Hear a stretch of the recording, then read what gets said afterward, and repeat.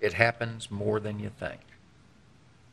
I can think of maybe about 10 or 12 deaths a year where their family would abandon them and never come back.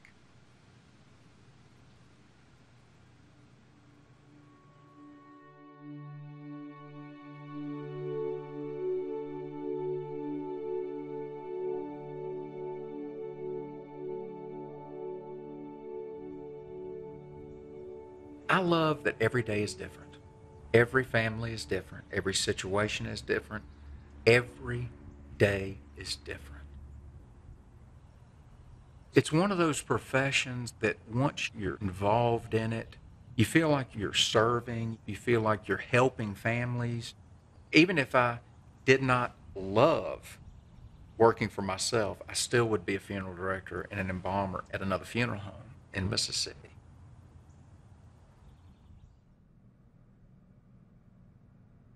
It can be stressful.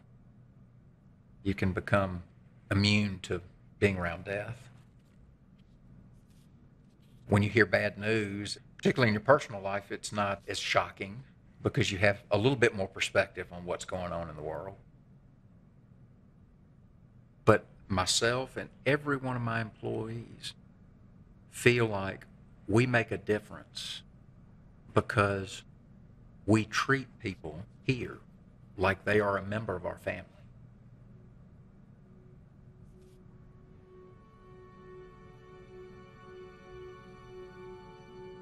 Most of the people that we see, about 70%, are experiencing a death that they're expecting. Another 30% would be people that it's a sudden death, which is more traumatic.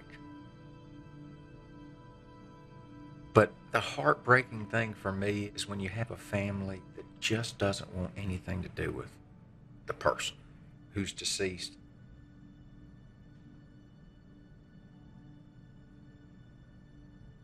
There was a funeral home in this area that a gentleman was dying, and his partner went into the funeral home to make arrangements.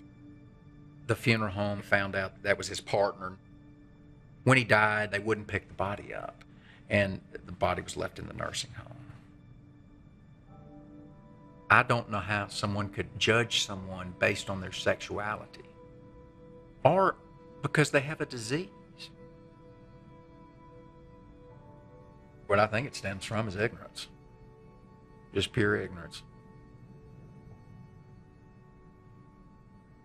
Back when I first started, AIDS was not really well known.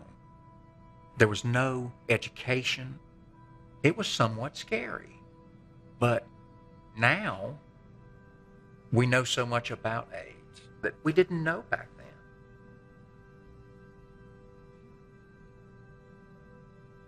It's personal for me.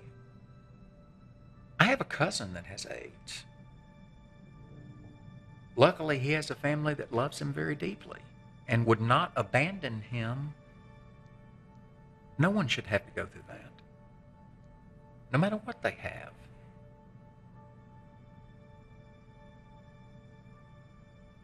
Some of my best friends are homosexuals.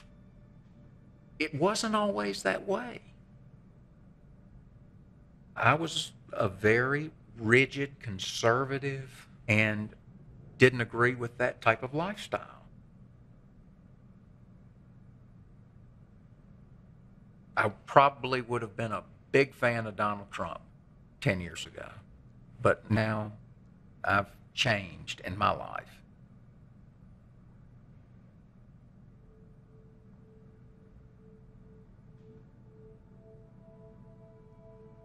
We started this funeral home in 2009 to assist families with funerals with more affordable prices. When we opened, Grace House called us and asked us if we would help them, and we said, of course. Grace House is a wonderful mission because they help people who have AIDS get a place to live and get a place to feel safe. They absolutely do take people in who are the least wanted. And some of these people they take in may be homeless and don't have anybody, or they might be abandoned by their family just because they have a disease. Most of the individuals are cremated, and that's by their choice. The family literally has to sign that form saying that it's okay to cremate. And as long as they'll do that and know they're not financially responsible for anything, they will do it, but they do not want the cremains.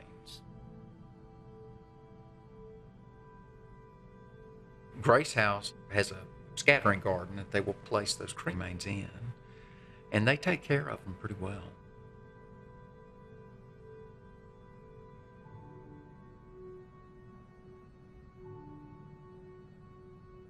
Everybody is going to die of something.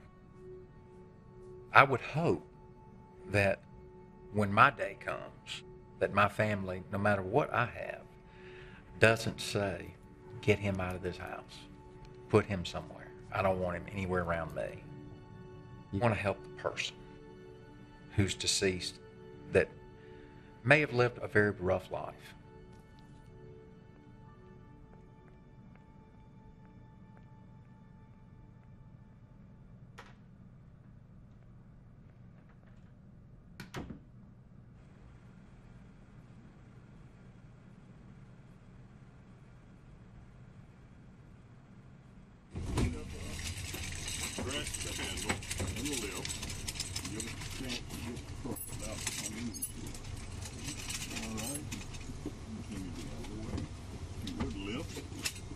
Place it on that first set of rollers.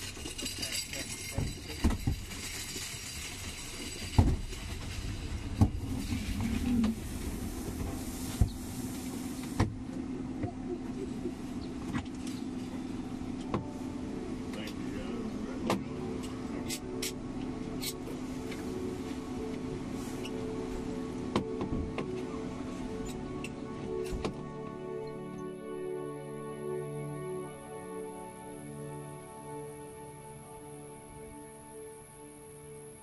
Every situation calls for something different, and every different situation calls for different kind of help.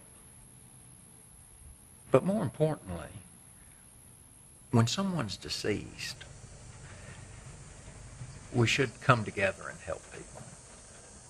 That's what people are supposed to do, and that's what the funeral business should do.